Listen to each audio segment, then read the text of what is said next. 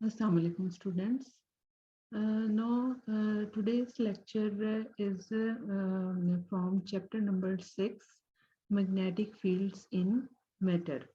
Now the first lecture of this chapter we were discussed before midterm. Now we will discuss torques and forces of magnetic dipoles in this today, and also we will discuss the some, effect of a magnetic field on atomic orbits and magnetization and the field of magnetized object. ठीक है, basically जो हमारा first topic है that is the torques and forces of magnetic dipoles. What is we know that a magnetic dipole experiences a torque in a magnetic field.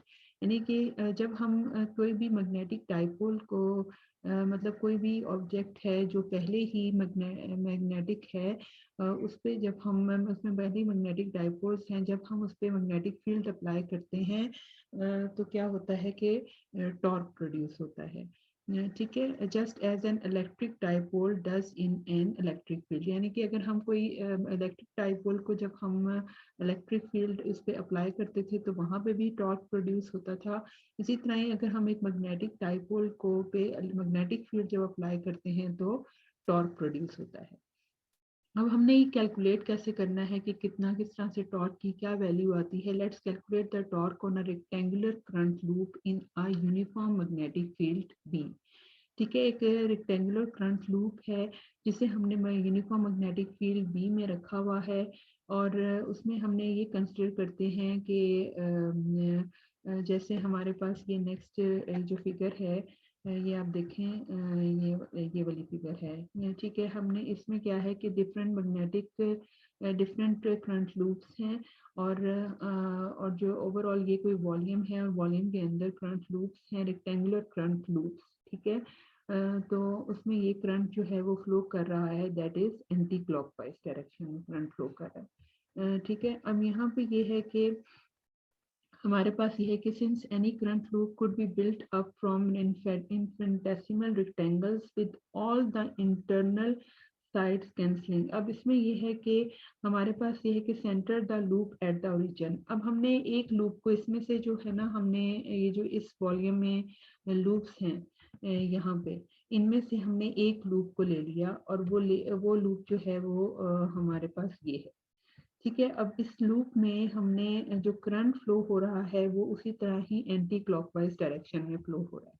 अब इसमें ये है कि जो इसकी लेंथ है, जो ये लेंथ है, ठीक है, ये लेंथ को हमने ये ले लिया है that is equal to B, और जो ये विड्थ है इसकी that is equal to A. ठीक है, यानी कि हमारे पास ये है कि centre the loop at the origin and tilt it an angle theta from the Z axis towards the Y axis. अब हमने एक चीज यहाँ पे ये की है कि ये जो एक रेक्टेंगुलर लूप लिया है इसको हमने थोड़ा सा टिल्ट कर दिया है, टिल्ट किया है सो दैट जो हमारे पास जेड एक्सिस के और एम के दरमियान जो एंगल बनेगा दैट इज थीटा एंगल. ठीक है, जो z है वो b है that is along z axis, और m जो है वो हमारे पास इसलिए थोड़ा सा टिल्ट होके टिल्टेड फॉर्म में m की value m, what is m, that is the magnetic dipole moment, magnetic dipole moment. ठीक है, तो ये इसकी जो डायरेक्शन है that is perpendicular to the rectangular current loop. ठीक है, that is perpendicular to the rectangular current loop, उससे परपेंडिकुलर है. तो इस वजह से जो है हमारे पास ये थोड़ा सा टिल्टेड फॉर्म में है, और इन दोनों के दरमियान जो एंगल है दैट इज थीटा. ठीक है, अब यहाँ से देखें कि हमारे पास क्या है कि centre the loop at the origin and tilt it an angle theta from the Z axis towards the Y axis की तरफ हमने से टिल्ट किया. Let B point in the Z direction, the forces on the two sloping sides cancel. अब इसका क्या मतलब ये है कि forces on the two sloping sides. देखिए, ये जो स्लोपिंग साइड्स हैं ये वाली, दैट इज ये और ये जो है बेसिकली हमारे पास लेंथ है. ठीक है, लेंथ। इसके अलोंग जो फोर्स है, अगर हम देखें कि इस डायरेक्शन में जो फोर्स है, एक इस तरफ और एक इस तरफ अगर हम अप्लाई करते हैं तो ये सिर्फ स्ट्रेच करेंगी लूप को, करंट लूप को स्ट्रेच करेंगी, इसमें रोटेशन प्रोड्यूस नहीं करेंगी। तो रोटेशन कहाँ पे प्रोड्यूस होगी? जब हम इस डायरेक्शन में और इस डायरेक्शन में फोर्स अप्लाई करेंगे तब रोटेशन प्रोड्यूस होगी। एक इस डायरेक्शन में अगर फोर्स हो और एक इस डायरेक्शन में फोर्स हो तो तब जो है हमारे पास रोटेशन प्रोड्यूस होगी, यानी कि एक फोर्स यहाँ पे हो और एक फोर्स यहाँ पे हो तो फिर हमारे पास रोटेशन प्रोड्यूस होगी। ठीक है ना। अब यहाँ पे देखो कि ये हमारे पास क्या है कि let B point in the z direction, the forces on the two sloping sides cancel, they tend to stretch the loop. ये सिर्फ लूप को स्ट्रेच करेंगी but they do not rotate it. Rotate कौन सी फोर्सेस करेंगी? जो हम horizontal direction में, जो हम इसके परपेंडिकुलरली अप्लाई कर रहे हैं ना, इसके पैरेलल अप्लाई कर रहे हैं, वो कोई भी रोटेशन नहीं करेंगी। लेकिन अगर हम इस डायरेक्शन में और इस डायरेक्शन में फोर्स अप्लाई करते हैं तो फिर जो है the forces on horizontal sides are likewise equal and opposite. Horizontal sides के साथ जो होंगी फोर्सेस वो वैसे तो इक्वल और ऑपोजिट होंगी, लेकिन net force on the loop is zero, लेकिन वो टॉर्क प्रोड्यूस करेंगे। Net force on the loop जो है वो तो जीरो होगी लेकिन टॉर्क प्रोड्यूस होगा। ठीक है। अब हम टॉर्क की बात करते हैं तो टॉर्क जो है वो हमारे पास यहाँ से फिगर से आप लोग देखें, अभी हम इसकी डायरेक्शन को मैं आपको पहले बताना चाह रही हूँ। अब देखें ये वी नो दैट कि हमारे पास बी होता है, एफ होता है और आई। अब यहाँ पे देखें इस पॉइंट पे बेसिकली हमारे पास जो है वो हमने इसको इसकी विड्थ को, सॉरी लेंथ को कम कर दिया और कम करके हमने जो है ये बी यानी कि बी को स्मॉल कर दिया बहुत। यहाँ बी जो है वो ये है, ये वाली, ये जो इसकी लेंथ है ये बी, इसको स्मॉल कर दिया शो करने के लिए, इजी करने के लिए, कैलकुलेशन के लिए, कि हमारे पास कैलकुलेशन इजीली हो जाए। ये बी को स्मॉल कर दिया। यहाँ पे ये साइड जो है ये बी है। ठीक है, ये वाली, ये दोनों साइड्स जो हैं वो बी हैं। और इसको मैं आपको और अगर क्लियर कर दूं तो हम इसको इस तरह से भी लिख सकते हैं कि ये जो है ये आपके पास जो है ये आपके पास ये बी है। ठीक है, ये बी है, यानी कि ये जो हमारे पास ये लेंथ थी, ये वाली जो लेंथ थी, इसको हमने स्क्वीज कर दिया, मतलब कम छोटा कर दिया और हमने ये कह दिया कि that is B and this is B. ठीक है, और ये जो है ये हमारे पास है ए, ये तो इस तरह ए यहाँ पे शो हो रहा है। ठीक है, अब यहाँ पे ये है कि अब देखो आप लोग यहाँ से जैसे मैंने यहाँ पे ड्रॉ भी की है डायग्राम, यहाँ पे देखो ये जो करंट है वो इस डायरेक्शन में जा रहा है। ठीक है, यानी कि इस अपर वाले इस पॉइंट पे करंट जो है वो नीचे की तरफ जा रहा है। ठीक है, अब ये मैंने करंट यहाँ से शो किया है यूं, और अब फिंगर्स को आप नीचे की तरफ कर लो, थंब को आप जो है वो मतलब इस डायरेक्शन में बी की डायरेक्शन में कर लो। ठीक है, तो आपको पता चल रहा है कि फोर्स किस डायरेक्शन में होगी, जो यहाँ शो भी हो रही है फोर्स जो है वो दैट इज टूवर्ड्स लेफ्ट। ठीक है, यहाँ पे ये वाली फोर्स, ये इस फोर्स की मैं बात कर रही हूँ कि करंट जो है वो इस डायरेक्शन में है, बी अपवर्ड डायरेक्शन में है। अब आप फिंगर्स को डाउनवर्ड रख लो और बी की डायरेक्शन में थंब लेके आओ और फोर्स जो है वो आपके पास फिर क्या होगी, टूवर्ड्स लेफ्ट। ठीक है, इसी तरह अगर हम इसकी बात करें तो यहाँ पे मैंने ये ड्रॉ किया है कि इसमें आप देखो कि आपके पास करंट जो है वो किस डायरेक्शन में जा रहा है, अपवर्ड डायरेक्शन में, ऊपर की तरफ जा रहा है। ठीक है, तो आप इसको करंट को ऊपर ले लो। ठीक है, करंट को ऊपर कर दें और बी जो है, बी आपके पास क्या है, इस तरह से बी भी ऊपर की तरफ है, करंट भी ऊपर की तरफ है। तो आप अपने हैंड को इस तरह से मूव करो कि आपके पास क्या हो जाए कि बी जो है वो अपर डायरेक्शन में होगा, करंट ऊपर की तरफ होगा। ठीक है, करंट ऊपर की तरफ होगा तो फोर्स जो है वो टूवर्ड्स राइट होगी। ठीक है, बी ऊपर की तरफ है, करंट यानी कि आपके पास फिंगर्स को भी आपने ऊपर रखना है और बी को जो है वो बी ऊपर की साइड पे रखेंगे तो फोर्स जो है वो टूवर्ड्स राइट होगी। ठीक है, तो यहाँ से हम ये चीज कैलकुलेट करेंगे कि फोर्स जो है टूवर्ड्स राइट है और यहाँ फोर्स टूवर्ड्स लेफ्ट है। ठीक है, ये तो हमारे पास डायरेक्शंस की बात होगी, फोर्सेस की बात हो गई। अब हमने क्या करना है, हमने ये बताना है कि हमारे पास जो है वो टॉर्क किस तरह प्रोड्यूस होगा। ठीक है, अब इसको हम क्लियर कर देते हैं, अंडू कर लेते हैं, चलें। ठीक है, इसके बाद ये है कि इसको मैं क्रॉस कर देती हूँ। यहाँ पे हमारे पास देखें जो ऑन लेफ्ट साइड, अब लेफ्ट साइड पे जो टॉर्क है, ठीक है, जो नीचे वाला टॉर्क है जो इस साइड पे लेफ्ट साइड पे है, that is equal to, you know that torque किसके इक्वल होता है, आर क्रॉस एफ के। ठीक है, आर यहाँ पे क्या होगा कि अपवर्ड जो यहाँ से लेके 0 से लेके ऊपर तक जो है that is a/2 F sine theta. ठीक है, साइन थीटा। अब साइन थीटा आपको पता है R cross F sine theta होता है। ठीक है, और ये इसकी डायरेक्शन जो है वो एक्स यूनिट वेक्टर है। एक्स यूनिट वेक्टर क्यों कही हुई है, क्योंकि ये डायरेक्शन जो रोटेट करता है टूवर्ड्स एक्स एक्सिस। ठीक है, ये एक्स एक्सिस है ना, तो ये एक्स एक्सिस की तरफ रोटेट कर रहा है, तो इसलिए हम यहाँ पे इसकी जो डायरेक्शन है that is x unit vector लिखेंगे। ऑन राइट साइड आपके पास क्या हो जाएगा, a/2 F sine theta X unit vector. ठीक है, वो सेम वही चीज आ जाएगी राइट साइड पे भी। अब इसलिए n is equal to R cross F, अगर हमने टोटल लिखना है तो टोटल हमारे पास कितना होगा, a/2 F sine theta X unit vector plus a/2 F sine theta X unit vector, तो हमारे पास आ जाएगा a f sine theta X unit vector. तो that is the total, n is equal to a f sine theta X unit vector. ठीक है, the magnitude of the force on each of these segments is. ठीक है, अब हमने ये force की value put करनी है, जो फोर्स हमारे पास आई है ना, हमें ये फोर्स बताना है कि that is equal to what. आपको पता है कि फोर्स का फॉर्मूला है F is equal to I L cross B. ठीक है, इसको हम ये भी लिख सकते हैं बिकॉज यहाँ पे L जो है लेंथ जो है that is equal to B, so F is equal to I B cross B. ठीक है, अब इसमें ये है कि बी और बी के दरमियान जो हमारे पास ये बी है, ये वाला बी और ये अलोंग एक्स एक्सिस है ना, ये वाली अलोंग एक्स एक्सिस है, और एक्स और जेड के दरमियान यू नो दैट एंगल क्या होता है, 90 डिग्री का।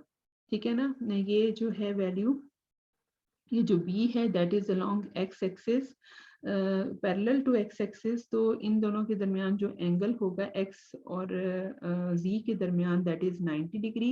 यानी मैं इन दोनों का एंगल बता रही हूँ, बी और कैपिटल बी के दरमियान क्या एंगल होगा, कि बी और कैपिटल बी के दरमियान, ठीक है, इन दोनों के दरमियान जो एंगल होगा दैट इज 90 डिग्री। ठीक है, तो I B B sine 90 is equal to I B capital B.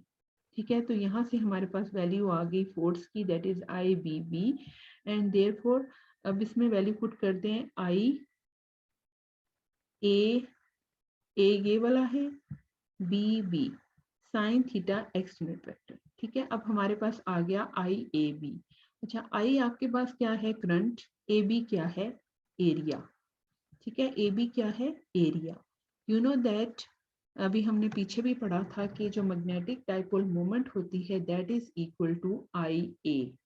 ठीक है, हमने लास्ट लेक्चर में किया था, that is equal to I A current into area. तो हम यहाँ पे लिख सकते हैं M I A B is equal to M M B sine theta X unit vector. ठीक है, अब यहाँ से हम ये जो है M B sine theta X unit vector, ये जो है that is equal to the cross product of M and B. See, ठीक है, तो where I A B is the magnetic dipole moment of the loop, equation 6.1 gives the torque on any localized current distribution in the presence of a uniform field. अच्छा, ये हमारे पास हमने सारा जो भी डिस्कस कर रहे हैं that is a uniform field. ठीक है, in a non-uniform field it is the exact torque about the center for a perfect dipole of infinitesimal size. ठीक है, आगे हम जब डिस्कस करेंगे that is non uniform field के लिए भी डिस्कस करेंगे, ये हमने डिस्कस किया था फॉर यूनिफॉर्म फील्ड। ठीक है। इसी तरह ही हमारे पास जो है, जैसे हमने ये n is equal to m cross v find out किया है, इसी तरह जब हम इलेक्ट्रोस्टैटिक्स में करते थे तो वहां पे हमारे पास जो है टॉर्क इक्वल था n is equal to p cross e के। ठीक है, यहाँ से ये देखें n is equal to p cross e। ठीक है, तो that is identical to the electrical analogue that is P cross E। अब यहाँ पे is identical in particular the torque is again in such a direction as to line the dipole up parallel to the field। अच्छा, एक चीज आपको मैंने पहले भी लास्ट लेक्चर में भी बताया था कि जब हम पैरामैग्नेटिज्म की बात करते हैं तो हम क्या कहते हैं कि मैग्नेटिज्म में जो एक्सटर्नल मैग्नेटिक फील्ड, जो हमारा जो मैग्नेटिक फील्ड होता है वो पैरेलल, जो बाद में मैग्नेटिक फील्ड प्रोड्यूस होता है वो पैरेलल होता है to the original magnetic field के। ठीक है, लेकिन जिस तरह ये है कि सिंस एवरी मैग्नेटिक डायपोल, इसमें हमारे पास ये है कि एक मिनट, हमारे पास ये है कि जो इलेक्ट्रिक पैरामैग्नेटिज्म में क्या होता है कि some materials acquire a magnetisation parallel to B. ठीक है, अब इसमें पैरामैग्नेटिज्म में होता है कि पैरेलल होती है मैग्नेटाइजेशन, और जो डायमैग्नेटिक में क्या होता है, opposite to the opposite magnetisation होती है। ठीक है, अब इसमें ये है कि बेसिकली ज़्यादातर जो मटेरियल्स हैं उनमें वो पैरामैग्नेटिक होते हैं, मतलब उसमें पैरेलल मैग्नेटिक फील्ड प्रोड्यूस होती है, मैग्नेटाइजेशन प्रोड्यूस होती है। Torque is again in such a direction as to line the dipole up parallel to the field. अब इसमें ये देखें कि आपके पास जो है वो एंटी क्लॉकवाइज करंट है ना, इसमें जो हमने टॉर्क प्रोड्यूस हुआ। ठीक है, यहाँ पे देखें कि एंटी क्लॉकवाइज टॉर्क है, और एंटी क्लॉकवाइज टॉर्क की वजह से जो है वो हमारे पास जो मैग्नेटिक फील्ड प्रोड्यूस हुआ वो भी टूवर्ड्स जेड एक्सिस ही है। तो इसका मतलब ये है कि हमारे पास जो है पहले जो हमने मैग्नेटिक फील्ड अप्लाई किया हुआ था बी, जो बाद में टॉर्क की वजह से प्रोड्यूस हुआ, वो दोनों एक ही डायरेक्शन में है। तो इसका मतलब ये है कि ये यहाँ पे हम कह सकते हैं कि इस टॉर्क की वजह से जो मैग्नेटिक फील्ड प्रोड्यूस होगा दैट इज पैरामैग्नेटिज्म। ठीक है, जो मटेरियल है उसमें क्या होगा, वो क्या होगा, पैरामैग्नेटिक। ठीक है, तो इसका मतलब ये है कि हमारे पास जो है क्या होगा कि in particular the torque is again in such a direction as to line the dipole up parallel to the field. ठीक है, पैरेलल टू द फील्ड होगी तो इसका मतलब ये है कि it is this torque that accounts for paramagnetism produce होगी। इसकी वजह से since every electron constitutes a magnetic dipole, अच्छा इसमें ये है कि हम कहते हैं कि एक मैंने पहले भी आपको बताया था कि पैरामैग्नेटिज्म जो है वो हमारे पास जो है इवन नंबर ऑफ इलेक्ट्रॉन्स अगर होंगे तो उसमें एग्जिस्ट नहीं करेगी, वो वहाँ पे होगी जहाँ पे ऑड नंबर ऑफ इलेक्ट्रॉन्स होंगे। क्योंकि जब हम इवन नंबर ऑफ इलेक्ट्रॉन्स की बात करते हैं तो हमें पता है कि अगर 2 इलेक्ट्रॉन्स हैं तो एक ही स्पिन अप होती है और एक ही स्पिन डाउन होती है according to the Pauli exclusion principle. तो दोनों की स्पिन आपस में कैंसिल आउट हो जाती है। मतलब दोनों में जो है वो हम ये नहीं कह सकते कि अगर एक इलेक्ट्रॉन की स्पिन अप है तो जो मैग्नेटिक फील्ड उसकी वजह से प्रोड्यूस होगा वो भी उसकी अगर पैरेलल होगा तो दूसरे के लिए वो एंटी पैरेलल होगा। तो इसका मतलब ये है कि हमारे पास अगर 2 इलेक्ट्रॉन्स होंगे तो एक की स्पिन अप है और स्पिन डाउन है according to the Pauli exclusion principle, तो वहाँ पे वो पैरामैग्नेटिक नहीं होगा। लेकिन अगर ऑड नंबर ऑफ इलेक्ट्रॉन्स होंगे तो फिर वहाँ पे वो पैरामैग्नेटिक होंगे। ठीक है, इसी तरह हम यहाँ पे ये देखते हैं कि अगर हम ये कहते हैं कि इवन नंबर ऑफ इलेक्ट्रॉन्स में भी पैरामैग्नेटिक होंगे तो फिर पॉली एक्सक्लूजन प्रिंसिपल वायलेट हो जाएगा। ठीक है। तो यहाँ से ये है कि you might expect paramagnetism to be a universal phenomena. Actually, quantum mechanics tends to lock the electrons within a given atom together in pairs with opposing spins. ठीक है, and this effectively neutralizes the torque on the combination. ठीक है, वो torque जो है वो neutralize हो जाएगा. So as a result, paramagnetic most often occurs in atoms or molecules with an odd number of electrons, where the extra unpaired member is subject to the magnetic torque. जो extra होगा ना वो torque produce करेगा.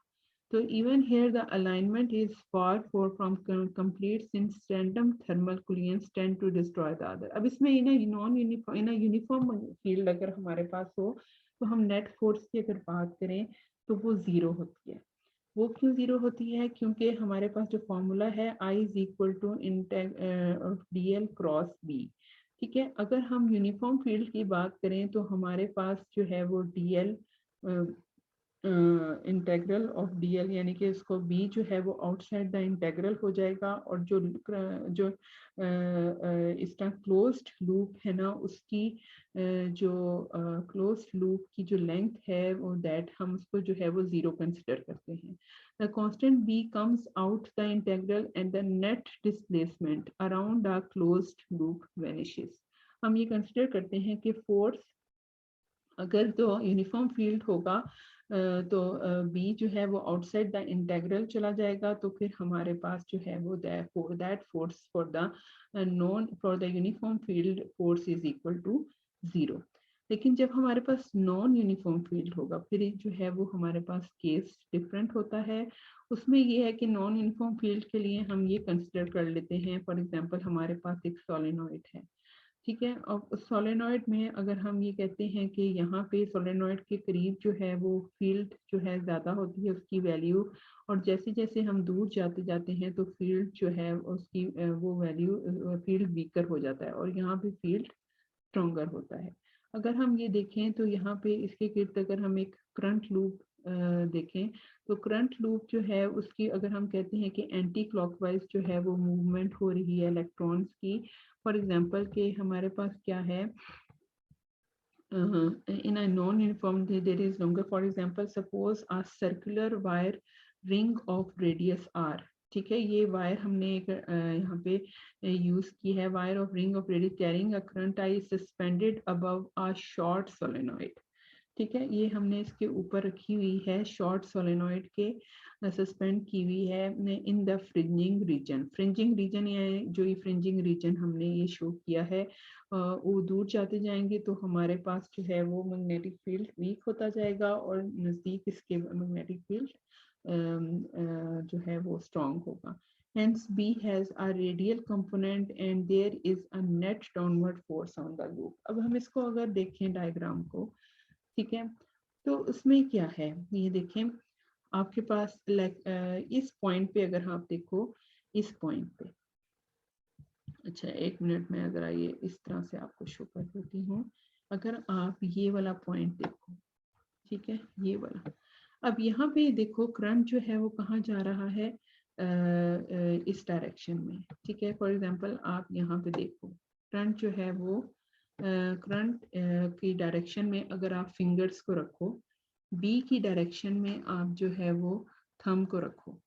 ठीक है, यानी कि B की डायरेक्शन में थंब रखो और फिंगर्स को इस तरह से रखो, तो जो फोर्स की डायरेक्शन होगी वो तकरीबन इस तरह से आएगी जैसे यहाँ पे शो हो रही है ये वाली.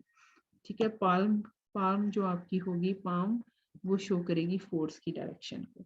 ठीक है, आप बिल्कुल इसी तरह से रखो जैसे मैंने फिंगर्स को शो किया है, बी थंब है, तो फोर्स जो है वो इस तरह से डाउनवर्ड डायरेक्शन में थोड़ा सा टिल्टेड फॉर्म में होगी. फोर्स जो है थोड़ी सी टिल्टेड फॉर्म में आएगी उसके परपेंडिकुलर. ठीक है, तो फोर्स जो है वो इस तरह से लग रही होगी, इस तरह. ठीक है, अब यहाँ पे फोर्स जो है वो मतलब स्ट्रेट नहीं है ना, फोर्स कोई एंगल बना रही है. ठीक है, एंगल किसके साथ बना रही है, ये अगर एक्स एक्सिस है तो ये वाई एक्सिस के साथ एंगल बना रही है. ठीक है, तो जब कोई फोर्स एंगल बनाती है तो आपको पता है कि हम उसको क्या करते हैं, कंपोनेंट्स में रिजॉल्व करते हैं परपेंडिकुलर एंड पैरेलल कंपोनेंट में. ठीक है, तो परपेंडिकुलर कंपोनेंट मतलब एक हमारा ये एक कंपोनेंट ये हो जाएगा और एक कंपोनेंट ये हो जाएगा। ठीक है, अब ये बताएं कि ये कौन सा कंपोनेंट होगा, इसको हम इक्वल किसके करेंगे। ये देखें, ये जो है ये इसका बेस है और ये जो है दैट इज परपेंडिकुलर। ठीक है, बेस है और ये परपेंडिकुलर है, तो फिर ये हमारे पास हो जाएगा एफ कॉस थीटा के इक्वल और ये हमारे पास होगा एफ साइन थीटा के इक्वल। ठीक है, सेम इसी तरह भी हमारे पास आ जाएगा कि जब हम यहाँ पे इधर देखेंगे तो आप देखो कि यहाँ पे भी आपके पास इसी तरह से आएगा कि इसके फिंगर्स को आप यहाँ पे करंट की डायरेक्शन में रखें और जो है वो बी को फिंगर्स को आप करंट की डायरेक्शन में रखो और बी को अपर डायरेक्शन में, तो फोर्स जो है वो तकरीबन इस तरह से आएगी। या आप हाथ से देख लेना कि फिंगर्स को आप जो है वो उसकी डायरेक्शन में रखें करंट की, और बी को जो है वो थंब को आप बी की डायरेक्शन में रखो, तो आपके पास जो फोर्स है वो डाउनवर्ड इसी पोजीशन में आ जाएगी। फोर्स यहाँ पे आप ये आपके पास थंब होगा, ये आपके पास फिंगर्स होंगी और ये आपके पास फोर्स आ जाएगी। ठीक है, तो फोर्स जो है वो अगेन थीटा का एंगल बना रही है वाई एक्सिस के साथ। इस तरह हम इसको रिजॉल्व करेंगे। अब ये देखो, ये दो कंपोनेंट्स हैं, मतलब यहाँ पे ये देखो, ये जो एफ साइन थीटा है ये टूवर्ड्स राइट है और ये F sine theta towards left है। इसका मतलब ये है कि एफ साइन थीटा तो आपस में कैंसल आउट हो गए, लेकिन एफ कॉस थीटा यहाँ पे भी और यहाँ पे भी दोनों की डायरेक्शन डाउनवर्ड है और सेम है। तो हम इस तरह से इसको लिखेंगे कि f is equal to I integral D L cross B. हमने b को यहाँ पे अब इंटेग्रल से बाहर नहीं निकाला बिकॉज b जो है दैट इज नॉन यूनिफॉर्म। ठीक है, अब यहाँ पे ये है कि आई 2 पाई आर डी एल की वैल्यू जो है वो हमारे पास क्या हो जाएगी 2 पाई आर। ये देखो जो इसका रेडियस है यहाँ पे that is equal to R, तो ये पूरा जो सर्कल है वो हमारे पास फिर क्या करेगा, यानी ये जो सर्कल है that is equal to 2 pi are.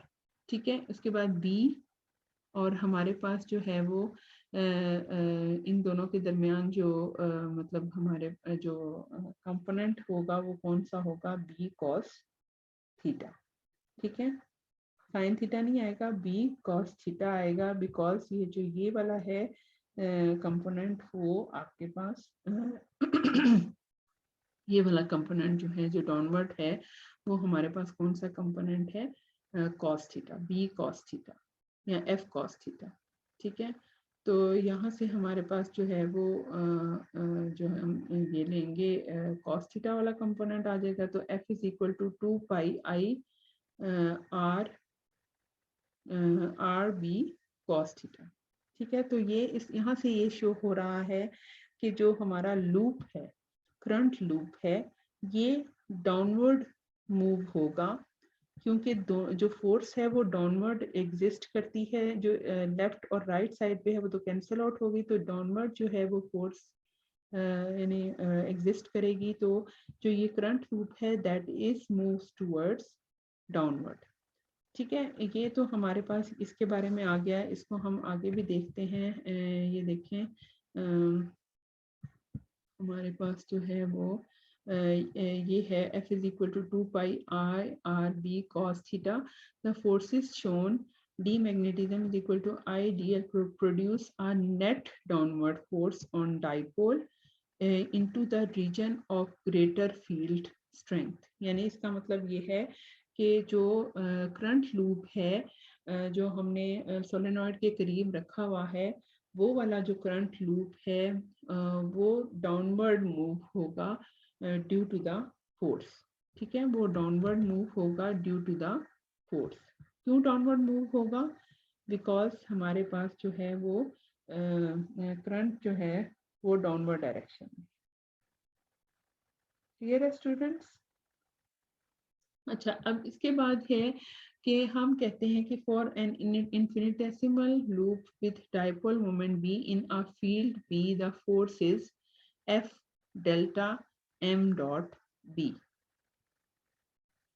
अच्छा, ये वाली एक्सप्रेशन जो है ये डायरेक्ट आपके यहाँ बुक में लिखी हुई है, ये डायरेक्ट आपके यहाँ बुक में लिखी हुई है। इसको हम प्रूफ करते हैं कि ये फाइंड आउट, ये आई कहाँ से है वैल्यू, ठीक है। ये हम वैल्यू कहाँ से फाइंड आउट हुई है, ये इसका थोड़ा सा छोटा सा प्रूफ है। ये देखें, F is equal to del M dot B, proof है कि work done by interaction to rotate magnetic dipole, ठीक है। अब इसमें ये है कि अगर हम यूँ करते हैं, इसका प्रूफ इसका करने के लिए हम क्या करते हैं कि हम ये शो करते हैं कि एक हमारे पास जो है वो रॉड है और उसमें जो है वो रोटेट कर रहा है इस डायरेक्शन में, मतलब करंट जो है वो यहाँ से इनवर्ड है और यहाँ से आउटवर्ड है। इसका मतलब ये है कि करंट इस डायरेक्शन में जो है वो इसमें रोटेशन होगी, यानी एंटी क्लॉकवाइज डायरेक्शन में। और जब हम एंटी क्लॉकवाइज लेते हैं तो एम जो है वो इसके परपेंडिकुलर होगा, ठीक है। और बी जो है that is along X axis, ठीक है, अलोंग एक्स एक्सिस बी है। और जो जे है वो मतलब जो एक्स इस डायरेक्शन में है और वाई जो है वो डाउनवर्ड होगा, क्योंकि जो रॉड है वो नीचे की तरफ मूव हो रहा है, ठीक है। तो हमारे पास जो है वो जे डाउनवर्ड है और के जो है that is out of the paper, यानी बी जो है वो सॉरी के जो एम है दैट इज अलोंग के, और वो हमारे पास क्या है, आउट ऑफ द पेपर है, ठीक है। अब यहाँ पे हमने टॉर्क की वैल्यू फाइंड आउट करनी है कि torque that is equal to M cross B, ठीक है। एम क्रॉस बी हमने कैलकुलेट करना है। बेसिकली हमने जो है वो कैलकुलेशन करनी है एफ की, एफ जो है that is delta M dot B. उससे पहले हम टॉर्क कैलकुलेट करेंगे, torque is equal to M cross B, ठीक है। अब एम क्रॉस बी हमने देखना है कि एम जो है उसके कौन से कंपोनेंट्स यहाँ पे हैं, ठीक है। एम क्रॉस बी, बी तो है, हमने क्रॉस बी आई लिख दिया है क्योंकि बी जो है that is along X axis, ठीक है। अब एम जो है वो making an angle theta, angle बना रहा है। तो अगर हम इसके एम जो है वो थीटा का एंगल बना रहा है, इसको कंपोनेंट्स में रिजॉल्व कर लें, ठीक है। तो हमारे पास ये जो होगा दैट इज इसके थीटा के ऑपोजिट होगा, तो ये परपेंडिकुलर है that is M sine theta. अब ये अलोंग आई एक्स एक्सिस है तो आई यूनिट वेक्टर आ जाएगा, और ये वाला जो कंपोनेंट है that is M cos theta. अब ये जो है वो अलोंग माइनस मतलब नीचे हमने लिया है ना पॉजिटिव वाई एक्सिस, तो ऊपर हमारे पास माइनस वाई एक्सिस होगा, तो यहाँ पे माइनस साइन आ जाएगा, M cos theta J unit vector, ठीक है। तो यहाँ पे आ जाएगा M cos theta J unit vector plus M sine theta I cross B I, ठीक है। अब ये जो है आई डॉट आई क्रॉस आई, ये तो जीरो हो जाएगा, तो सिर्फ ये वाला कंपोनेंट होगा जे माइनस जे क्रॉस आई। अब आपको पता है कि आई क्रॉस जे होता है आई क्रॉस जे क्रॉस आई क्रॉस जे क्रॉस के एंड के क्रॉस आई।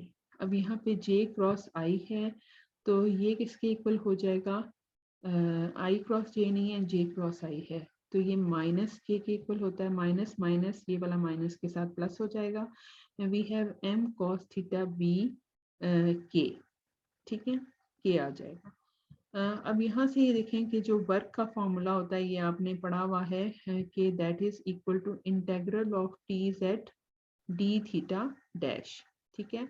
ये आपने इसका फॉर्मूला किया हुआ है उसमें इलेक्ट्रोस्टैटिक्स में, ठीक है। जीरो टू थीटा हमने लेना है बिकॉज जो है वो जीरो, अगर हम यहाँ पे जीरो ले रहे हैं तो पूरा जब ये एंगल कंप्लीट होगा दैट इज थीटा, तो zero to theta T Z D theta dash. अब जीरो से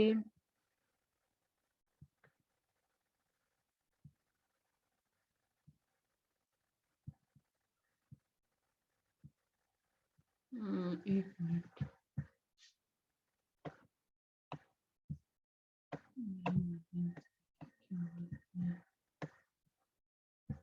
अच्छा। अब इसमें ये है कि zero to theta T Z D theta dash is equal to zero to theta M B.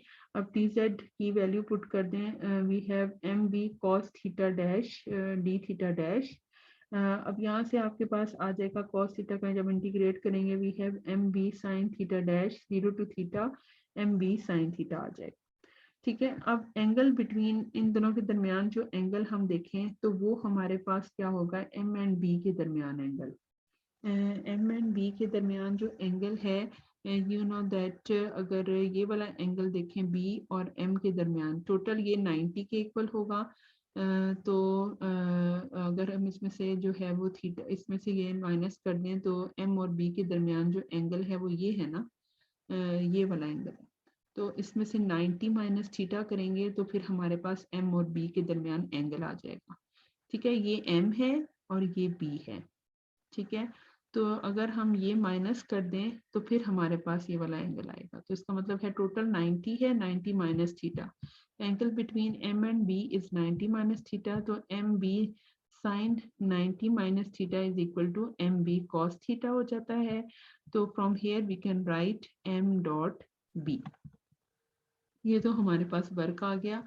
ठीक है, अब हमने बेसिकली तो फोर्स कैलकुलेट करना है ना, कि फोर्स हमारे पास किसके इक्वल आनी चाहिए, डेल एम डॉट बी। ठीक है, तो उसके लिए हम क्या करेंगे कि हमारे पास जो है वर्क पोटेंशियल एनर्जी हम कैलकुलेट करेंगे। पोटेंशियल एनर्जी जो होता है delta U is equal to U theta minus U zero is equal to minus W. ठीक है, and minus M dot B. अच्छा, अब इसमें अगर हम जीरो रेफरेंस पॉइंट ले लें, हम ये कंसिडर करें कि जब u जीरो होगा तब हमारे पास पोटेंशियल एनर्जी जीरो होगी, और जब u अगर ये जीरो होती है, इस केस में ओरिजिन हम मतलब रेफरेंस पॉइंट ले लेते हैं, जीरो रेफरेंस पॉइंट। ठीक है, तो उस वक्त हमारे पास यानी कि जीरो से हम स्टार्ट करेंगे, तो फिर u थीटा जो है वो फिर हमारे पास क्या हो जाएगी, माइनस एम डॉट पी। ठीक है, अब इसमें हमारे पास जो है अगर हम u डाइपोल यानी कि u हमारे पास आ जाएगा minus M dot B, U theta is equal to zero is equal to zero. अब फोर्स का जो होता है that is equal to, force हमारे पास किसके इक्वल होती है, माइनस डेल्टा यू के, डेल यू के, ये भी आप लोगों ने फॉर्मूला पढ़ा हुआ है। अब यहाँ पे माइनस डेल यू की वैल्यू आपके पास है, ये देखें यू की वैल्यू हमने ये फाइंड आउट की है, that is minus M dot B. तो that is equal to delta M dot B. ठीक है, ये आपने प्रूफ हो गया कि F is equal to delta M dot B. ये हमने प्रूफ करना था। आपकी बुक में गिवन नहीं है, मैंने थोड़ा सा एक्सप्लेन करने के लिए कि ताकि हमें आपको पता हो कि ये एक्सप्रेशन कहाँ से आया, तो ये हमने इस तरह से कैलकुलेट किया। ठीक है, अब यहाँ पे एक चीज़ और है, magnetic field and electric field में हमें पता है कि मैग्नेटिक फील्ड जो हम अप्लाई करते हैं तो मैग्नेटिक डाइपोल्स होते हैं, मैग्नेटिक डाइपोल्स होते हैं नॉर्थ एंड साउथ पोल। ठीक है, और आपको ये भी पता है कि जो मैग्नेटिक फील्ड मैग्नेटोस्टैटिक्स में कोई भी मोनोपोल्स नहीं होते। अगर हम एक अगर हमारे पास कोई मैग्नेट है तो उसमें हमेशा नॉर्थ और साउथ पोल हो गया, अगर हम उसको तोड़ भी देंगे ना तो फिर भी वो मोनोपोल नहीं बनेगा, वो उसमें अगर हम उसको ब्रेक कर देंगे तो फिर भी उसके अंदर दो हमारे पास एक डिफरेंट मैग्नेट्स बन जाएंगे और उनमें भी नॉर्थ एंड साउथ पोल होगा। तो इसका मतलब ये है कि कोई भी हमारे पास अगर मैग्नेटिक डाइपोल है तो उसमें नॉर्थ एंड साउथ पोल लाजमी होगा, और उन दोनों के दरमियान जो वो डाइपोल मोमेंट हम उसको कहते हैं मैग्नेटिक डाइपोल मोमेंट। ठीक है, तो ये जो है मॉडल किसने पेश किया था, गिलबर्ट ने। ठीक है, गिलबर्ट था एक साइंटिस्ट, उसने ये कहा था कि ये अगर हमारे पास कोई भी मतलब मैग्नेटोस्टैटिक्स में हम कोई भी ऑब्जेक्ट है, अगर हम कोई भी मैग्नेट है तो उसमें हमेशा नॉर्थ एंड साउथ पोल होंगे, मैग्नेटिक मोनोपोल्स नहीं होंगे, और उन दोनों के दरमियान जो है वहाँ पे मैग्नेटिक डाइपोल मोमेंट होगी। इसी तरह ही हमारे पास इलेक्ट्रिक डाइपोल मोमेंट होती है, पी से हम शो करते हैं, डिनोट करते हैं। और इस तरह से मैग्नेटिक डाइपोल के केस में हमें एक एम्पेयर मॉडल भी है जिसमें हम ये कहते हैं कि अगर रोटेशन है, करंट है, तो अगर एंटी क्लॉकवाइज है तो मैग्नेटिक डाइपोल मोमेंट ऊपर होगा, और अगर क्लॉकवाइज है तो मैग्नेटिक डाइपोल मोमेंट की डायरेक्शन डाउनवर्ड होगी। ठीक है, ये तो है थोड़ा सा अभी हम इसको डिस्कस कर लिया। नेक्स्ट जो है वो हमारे पास इससे रिलेटेड